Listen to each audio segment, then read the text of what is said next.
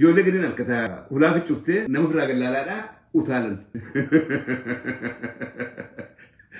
Akka asirraa namni mileenni meeqalaatu jiru qoon qabdu. Maaliif ta'isiin namnummaan alaa gartee ulaan tolbanee kan akka nan garre gartee dhokadheetiin.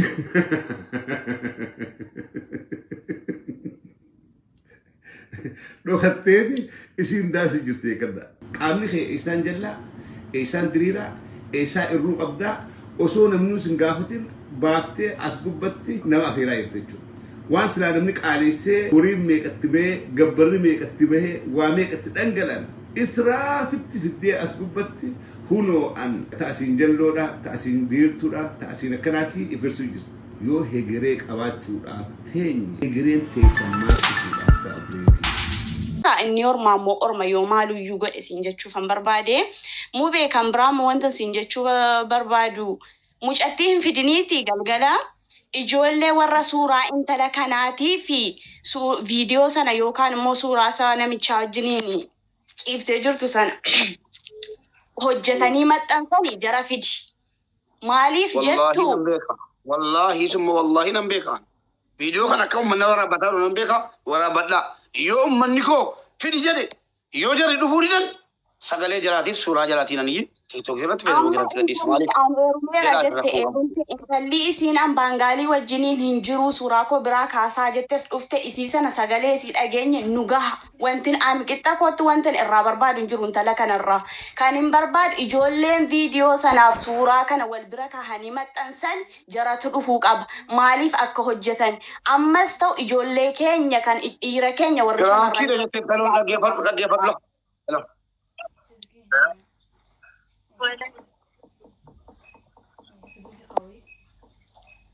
Sammaatan kata kita. Aliko, opone padetan. Oh, nama simbetan jalan, nama sim media itu betan. Malah darah mali. Memang kosan talana ke dinjena, ini kata orang nama terima. Dah kosan talana ke dinjena, bomba api raja. Malin jenin, hati surai sih kan amit jadi. Akamit, terang kita. Kuno, kuat kola, ragawa jenan foto itu femajan. Sobat lava ke iyan jualan. Makana mas sobat balik sunin tat. Nurra sinegam. Aye dubatat. Dubata mesti nambah. Barree jirraa isiin sunis waan feete hojjechuu mirga guutuu qabdi. Isa immoo maqaa walii wal eeguun gaariidha jedhe sana jechuudha. Isinuyyuu maqaa keenya hin eegne isin warri dhiiraa gaafan jedhu isaaqeen itoo hin taane dhiirumaan hin jedhaara walitti qaba jechuudha. Isinuyyuu nu maqaa keenya hin eegne nuti maqaa keessan isa kam eegna. Kanaa jennaan ijoolleen dhiiraa kana hojjetanii jarri nuufa fidan jarri nuufa dhufan hin jedhaan. Jara mucaa kanarratti footoo isiitiif kan isiisan hacuubuudha. Piraankii ta'ee maaloo ta'e wanta akkanaan jiru. Piraankiis ta'a piraankiidha jedhan dhufanii. Nama meeqa mataan cabe maqaan bade jechuudha. Amma geeffatte. Dubbadhu ati maal siin jechuu barbaade beektaa? Dubbitu itti mammalee ittiin hidhanii beektaa? Akka ragaatti illee waan marayyuu mucattiin baangaalii waliin ciiste illee gadi baate ani akkanaa jettee dubbatte. Mucattiin tuunillee anaa miti jettee dubbattee jirta. Wanni dallaaladha moo sarratanyaa keessan immoo mubee akkana godhetanii azzala deemtanii mala abbaa keessanii yoo barbaadan deemati isif fida irraa dubbadha. Maal galcha mubee wanni inni asiifachi dubbii of fullee hin jiru geeffamee jira. Mubee mucattii irratti illee biraan kidheettee dubbatte illee fidda hin dubbatin tokko. Mucattii baangaalii waliin ciiste illee hin dubbatin. Mucattii taanillee ajajaa kana asumarratti dhaabi dhumatee jira. Yoo sammuu qabaatan isinii gala. Mali mubee maalii keessa sarratanyaa keessanii qaxartanii as fidammoo isinii naima dhageeffatu sitti marree fidada. Osoo inni mucattii baangaaliitti dawwaliin maal jettanii inki jibda sagalee ol fuudhi jettanii arrabsitan koobantii jalatti walumaan arguu jirra. Eegas inni sagalee ol fuunaniin callise namni martiniyyuu. Kanaafiyyuu maali inni sarratanyaa namaati moo ka isin karuma isin ajijjanitti deemu maali inni nama beeku miti? Nama beeku.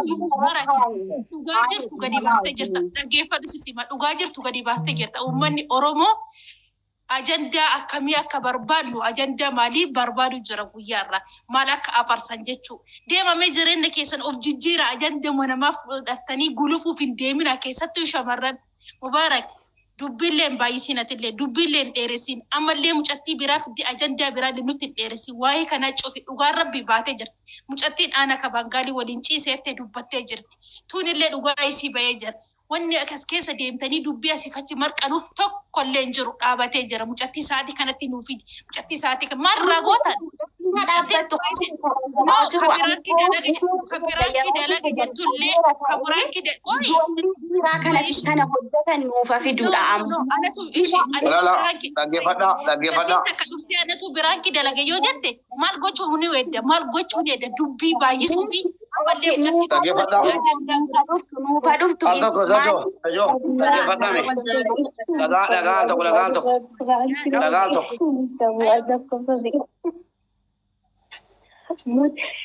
والله لكم فضيح منكم وأنا برانكي الجدة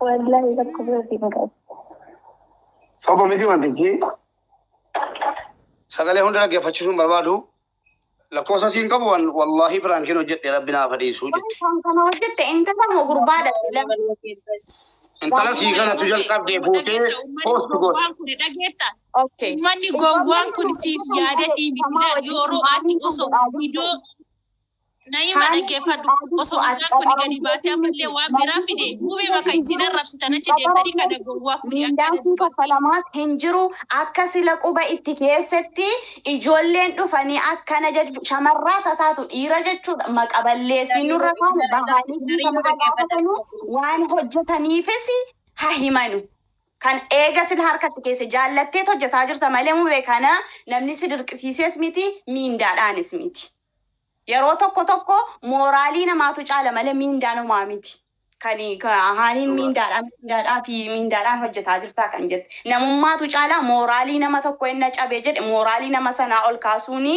miindaa caala waan ta'eef qoy amala konjuru yaa dubartoota keenya ani immoo waan haasaa deegaa tokko yaa shamarran keenya yaa obboleettii keenya isin obbolaa keenya haadha keenya keessattuu shamarran biyya Itoophiyaa keessatti dhalattee as baatu waan isin taate kanaan dura ibsaa turre deebinee dubbachuun hin barbaachisu isin haadholii keenya yeroo namni maqaa shamarranii fudhatee gadi ba'u ani iyyuu yoo taate dhiisaa dara ana wajjin shubbisinaa stop jedhaan adhaabsisaa wanni sin amma dadhabdan maali maqaa shamarranii akka inni mi'aa argitanii maal intalli kun amma yoo Bangaalitti heerumte mirgan qabdu qaleessas jedheen amma nan jedha maaliifan jedhe heerumii miti waan sinitti maali ummanni keenya waan inniatti hojjetaa jiru arrabbitti isin kennadhu calluma jechuu wayya malee ummata haqa walirraa qabna dhugaan sinitti maali barana tokkoon kee shamarran Bangaalitti heerumte jeesa dhigeeraam tokkoon kee shamarran Bangaalitti heerumte ilmoo kee fudhu Bangaalitti gali malee Itoophiyaatti hin galini jedhee jennaan shamarran Oromoo arrabseenaan jettanii hundi keessan jechuudha. Maccaawa shaana godhattanii waamii ganna deebistanii walla deebistanii arrabsaa turtan jiran. Amma immoo ishii akkanaa mirgasiiti ilaa dhaggeeffadha. Warri laayibii waraabu hundi gadi ba'e mirgasiiti feetu Bangaalii feetu Hindii feetu Chaayinaatti heerumtu dubartii keenya jettanii gaafa sana. Dhaggeeffadhaa keessatti hin geenye. Amma immoo hayyeegaa uummanni Bangaalitti heerumuu erga eeyyame jedhetanii mirga keetti bakka heerumteen jedhan. Maal jedhan amma immoo akkam Bangaalitti bakka heerumte jettaa ishii obbongoo. Miti mu beena miidhaa ani akka shamarran tokkotti dhugaa dubbachuudhaaf akka mataa kootiitti jechuudhaani jara kana hin jaalladhu jumaan argaayyuu haa ta'u malee maasitti fakkaate beeyta akka biyyaattis yoo yaanne ta'ee ijoolleen keenya shamarran ani ituu seerri wahii baheeyyuu jedhaan ture beeyta namni lammii biraatti heerumee jedhe yoo ilmoo dhalee jedhe ilmoo isaa sana akka fudhate gara biyyaatti hin galle garuu immoo jechuudha haala adda addaatiin cunqursaa dhiirri nurratti gaggeessaa jiru yoon ilaalee jedhu immoo haa heerumanuun jedha baga heerumte. Baangee sifattan abdii jalaa baame yaada biqiltuu deekaa tokko kenneen ba'aa jedhe. Ani yaada gaaffii sirra qaba Mubaarak. Kan immoo siin jedhu ijoolleen jarri waan kana hojjetan dhufuu qaban hin jedhaa galatoomi maali. Tole ayyee sobiyaan galatoomi atillee. Ayyee kan gaaffiin irraa qabdus Maal siin jechuu barbaade Mubaarak ati akka nama tokkotti rabbi jazaa kee siif haa deebisu dhugaa rabbiin dhugaa nama tokko ni baasa itti galgala ganama tattaafataa jirta. Ati amma wanni ati ijoollee biraa fiddee asirratti ajandaa jarraa nama biraatiif oomtuuf maaliin dubbiin dhumatee jira obboleeyyan tiyya mee haa gabaabsinu Mubaarak. Ati amma waan kana dhugaa waan baasteef eegasi gara biraa beeyta uummata maazala deemee fidi siin jedhu kanatu borammoo si arrabsa. Ajandaa nama biraatiif hin uumin. Waan marayyuu geessitee jirta. Dhugaan keetillee dhagaa mucattii baangaalii sanillee dhugaa mucattii taanillee bahee jira. Uummanni keenya gowwaan ajandaa akkamitti maal barbaanna jettaniiti malee waan biraatiif biti. Mucattii biraallee fidii dhumatee jira. Ka biraan kee gootellee tuunillee. Mubaarak. Ittuma si arrabsuuf malee dhugaa kee mubeen akkana godhe jedhee namni dhugaa kee si galche tokko hin jiru. Wala garree jira nama maraan fiyyuu. Lamaan irra deebi'ame. Ayyee dubbadhu abdi shaa. Atomortu hani itti fufi. Akkasiiti Mubaarak carraan akka galatoomii yoo rabbi sodaatte mucattii nama tokko fidiin ajandaa kana sumarratti cufi mubee yoo rabbi sodaatte rabbi si qabe. Rabbi wanti jaalatu. Wallaahi. Yallaa isheen. Assalamu alaikum. Abdi jirta lafee. Isin galcha obbolaa koo dhiifama ishee. Yallaa mubiyyee galatoomii carraan kennu keetiif.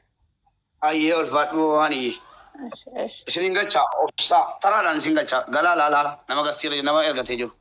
Hundi keessanuu nan galcha. Ayyee abdi. Anaasaa gabaabaan dubbadhaa mubee namni dhaggeeffataa ta'an namni 650 wayii kun dhaggeeffadhaa. Tarii ajandicha quba qabna yeroo baay'ee sun akkasii darbee mudata.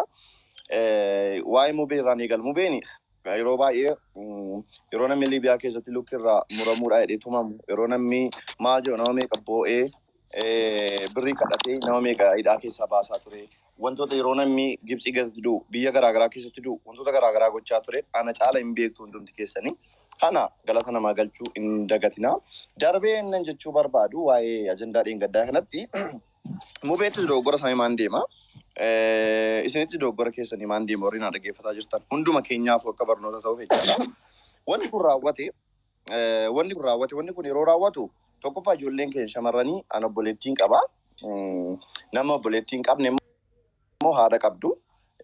Yookiin dhiira yoo taatan dhalaa yoo taatan gara fuuldura alchuu dandeessu waan ta'eef waan kana seeraan caqasaa. Tarii ijoolleen shamarranii kun tokkoffaa yookiin dirqisiifamanii ta'uu danda'u.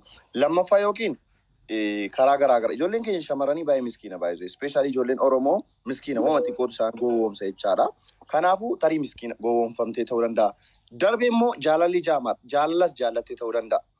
Pereed dhume jechuudha. Kanaafuu yeroo wanni akkasii kun mudatu wanta nu argaa oolla waan miidiyaa kanatti hin baane jechaadha.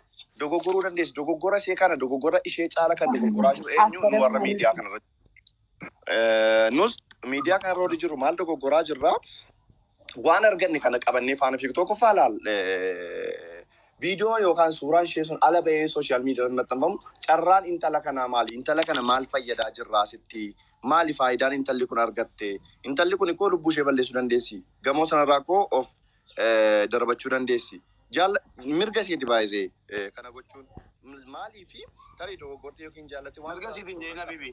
Mirga isiitiin balaatti fidi. Na xumursiis laal tokkoffaa mirga isii dhiibaarra ana dabalatee artis jechaadha. Maaliif hojjettee mucaa kana viidiyoo sana suuraa sana yoo ol baasna ta'e mucaan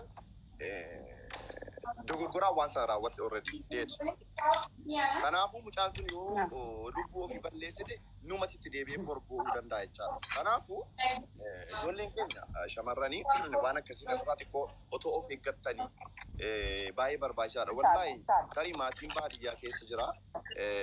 Baadiyyaa keessa taa'ee tarii sooshaal miidiyaa fayyadamuu dhiisuu danda'a. Akka tasaa yoo waan kana arge isii caala maatiin qalbii cabuu danda'a waan kana irratti jechaadha. Kanaafuu yoo namni kun dogoggorte keessaan deemanii mucaa kana gorsuun hin danda'ama.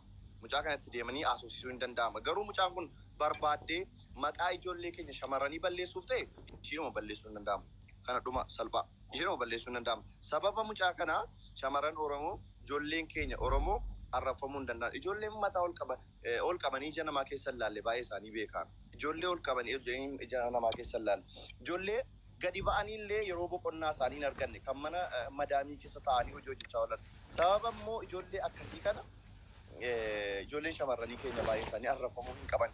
dhalaa Dubaay dhalaa maaloo jedhama ana biratti fudhataman qabu. Sababni isaa Dubaay taanii hoggaa lama horitaan hoggaa lamaanuu mana keessaa kan hin baane baay'eetu jiru.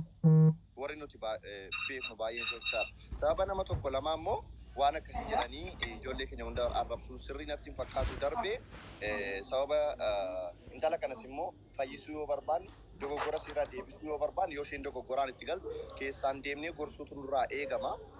Keessaan deemnee itti himuutu nurraa eegama malee sooshaal miidiyaa irratti yoo ol baasna ta'e wallaahi mucaa ijoo shamarran sammuu isaanii dhiphoodha. Waan inni gadda Finfinneetti ta'e quba qabdu namni gamoorraa of darbata. Wallaahi lubbuu ishii balleessuu dandeessi. Lubbuu ishii balleessuu dandeessi waan ta'eef kana sirriitti hubachuu danda'uu qabna jechuu barbaadeetan tarii yoo dogoggoreen of kolchaa waanuma akkasii kana fudhannee miidiyaatti yoo barbaane lubbuu namaa balleessuu danda'a. Bakka dogoggortee already dogoggortee jirti. Amma viidiyoon sun maxxanfame suuraan sun maxxanfameedhaaf baangaalii sana faana ciistee sun baduu hin danda'u. Gonkuma jechaadha. Kanaaf waan akkasii ituu dhaabannee of ilaalle anis dogoggoree hundumti keenya dogoggorreerra waan ta'eef dhaabannee of ilaalle obboleettii keenya kana yuutuu ofitti qabne ofirraa dhiibuu baannee gaariidhaan jedha. Kanumaan yaada biraan qabu ulfaadhaan galatoomaa yoo isin mufachiisin of kolchaa. Galatoome Abdisha ulfaadhu. Fayyeen nagaa. Assalamu alaikum warahmatullahi wabarakatuh. Wa alaikum assalam warahmatullahi wabarakatuh. ما شاء الله تبارك الله رب سرح جلة مبارك آمين بلا ينكي يا ورياس جلة ترجم تنو حضرا السلام عليكم ورحمة الله وبركاته. وعليكم السلام ورحمة الله وبركاته. يا دبادة وهند فوندرا كنجا بدرا كنجا بيكون رتير كما يا جماعة مالي جنان نمتكو يرونا ما وجدتو كاتنو أبليتي كان كيسان أشدي بيا أسبا هذا الرادة اللي سبون رتبين كما كين مش أيام كيو كاده aku mata desi kan gorfanne de bisun tiya tamo wana dadatin phone media ro phone jana don nujira kondura kan tsa sakara tarmauti nujira wana kasi kan no tir kama ture sada daga musagalen ko anji ta ko gabul balla kana fo enna wala rabsun media ro lo phone wan rahin egamne da hadara wana kasi ro kusada commentina dirati barrahe wala rafam bakka daddarratti miidiyaarratti ol baasanii siree intala namaa tokko bakka kanaatti ol fuudhanii bakka hin taane wal dhaabuun wallaahi guyyaa qiyaamaa guyyaa harka keenya ragaa nutti bahu deemuu deemaara. Abadan hin hafu. Nuti kun ganaa waa meeqan nu eeggataara? Du'an nu eeggataara bar. Sakaratar mawtiin nu eeggataara. Jangii qabariin nu eeggataara bar. Duuneen dabarfanne ganaa waa hedduu fuulduree keenya jira. Obboleettii durbaas mana qabaachuun keenya hin mala. Haati keenyas dubartiidha. Kanaafuu jennaan yoo isiin yakka dadaddellee maaf yakka dadadde namni immoo ammas tokko faarratti immoo namni maqaa namaa balleessitan. Rabbiin sodaadhu. Rabbiin sodaadhu shamarranis haa ta'u dhiiras haa ta'u. Hin barbaachisu. Dirqama sirraa barbaadamu baachuun kan kee maqaa namaa balleessiteeti miti barra. Kanaafuu jennaan rabbi hunda keenya nu haa qajeelchu nama hedduun lalaara nama hedduu argaa jirra sooshaal miidiyaa kana rabbiin nuuf kenne wanti nuuf kenneef yookaan bor irraa nu gaafachuufi dirqama kun silaa yoo nafu waan ta'eef irraa gaafatamuun keenya abadan waan hin namne maali yaa jamaa ajandaa godhannee dhimma tokko ilmi namaa yoo waan tokko balleesse inni badii sana irraa gaafatamaa nuti immoo fuunee sababa sooshaal miidiyaa irra walii gadii oofnuuf sababa achi jalatti namni dhufee koomentii adda addaa barreessuuf abadan waan hin namne kun koomentiin addaati barreessite tokko wallaahi abadan hin hafu achisiif kaa'ama malee. Guyyaa jazaa jira guyyaa harki kan kee asirratti ragaa bahu jira waan ta'eef kanaaf naan hunda keenya rabbi nu haa qajeelchu kanuma dhaammachuu barbaade namni biraallee nama eeggata jira shizeenuun sajjala jiranii shizeenuu galchinan baa obboleessa yaada qabu ta'uu assalaamu alaikum warahmatullahi wabarakatuh. وعليكم السلام ورحمة الله وبركاته. أميرة يا دبات. ألو. أيادكم بانر فما تنيكا. ألا ممكن. بعد مبالغ رتب البلد. السلام عليكم ورحمة الله وبركاته. دراسة عندك سنينو. وعليكم السلام ورحمة الله وبركاته. دراسة مبه Baay'ee galatoomi mubaarakiin galateeffachuun barbaada akkuma miidiyaa kanarratti jechuudha. Tokkoffaa mubaarak dhugaa keenya ifa baaftee jirta jechuun hin danda'ama jechuudha. Subhaanallah. Gaafan akka jedhu nagaa waamti sagaleen koo. Nagama, mana matu nanti dah wala. Nagama.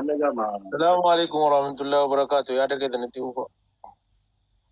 Dhugaa keenya ifa baafteetta warroota shamarranii illee dhugaa keenya ifa baafteetta jechuun hin danda'ama. Sababni isaas nuti wanti nu biyya keenya haadha keenya abbaa keenyarraa obboleessa jaallannurraa obboleetta jaallannurraa yookaan ilmoo jaallannurraa fagaanne biyya hambaa jiraannuu fi warroota akkas maqaanii badee yaanni haala waan hin taane keessa galanii waan hin taaneen illee maqaa shamarraas maqaa nama biyya ofii hundumayyuu maqaa xuroo isaaran kanaaf miti jechuudha. Tokkoffaa nuti gaafa biyyaa baanu kaayyoodhaaf karooraaf biyyaa baane miti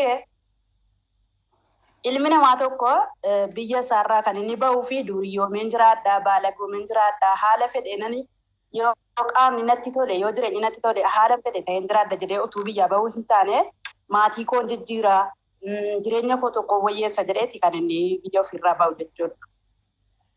Tokkoffaa nuti biyya ormaa kana keessa gaafa jiraannu fayyaan keenya iyyuu akka nama du'e jiruuti jechuudha. Maaliif biyya keessatti kabaja qabna yoo duun illee kabajaan qabaramna yoo dhukkubsan illee kabajaan maatiin keenya nu akkamachuu danda'a. Jireenyi kamuyyuu aalamiin ofii biyya ofiitti hafe kana hundumayyoo tu beeknu biyya ormaa kan nu jiraataa jirruu fi yeroo gabaabaatti of jijjiirree hin deebinaa gara maatii keenyaatti jennee abdii kanaatiin jechuudha. Amma warroonni zeegaa biyya biraatti wajjin haala. Oh my god, intal style gangster qadami, gangster girl.